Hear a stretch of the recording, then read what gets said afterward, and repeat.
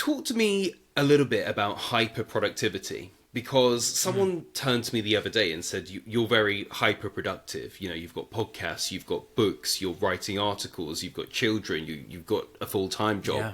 And you are in sort of the exact same situation. You know, you've got a full-time job, then you're an OnlyFans creator, then you're doing all of this cosplay stuff, then you're running all these podcasts. How do you manage it? And how do you decide what gets your energy day to day? Yeah, I do have to kind of compartmentalize. I have to focus on one thing at a time sometimes, or, spend a few months getting this cosplay ready for the convention. Once the convention's done, then I can go do something else. It is a lot. I get very tired, but I do have a passion for all of those things, and I do enjoy all of those things. So it's just kind of, taking the time to commit to all of those things, even if it's just a little bit.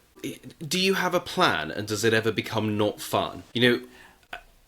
In that sense of, you love all this stuff, but I've heard people that, had a real passion for horse riding, and then they got into professional horse riding, and then they just hated it. Does doing all of these projects around the things that you love and find interesting ever get to a point where it's like, I can't even look at another episode of Charmed ever again?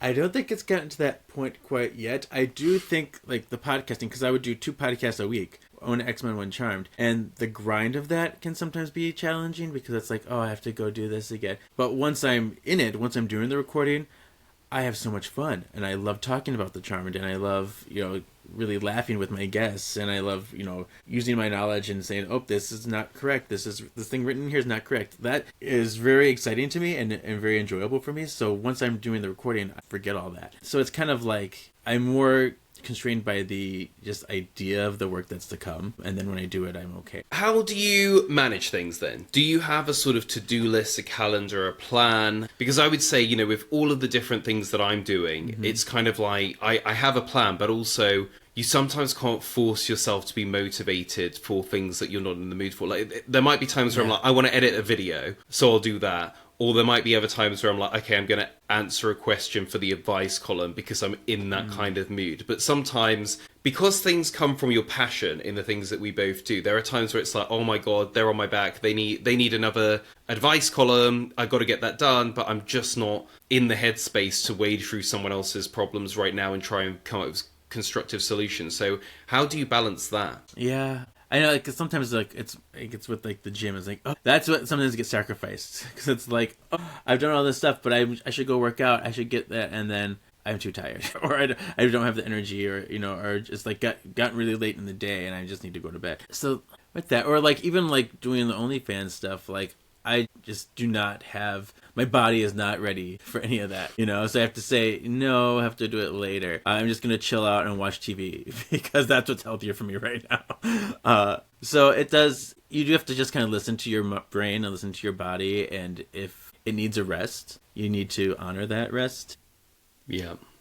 And then you have to have a level of flexibility with guests sometimes too.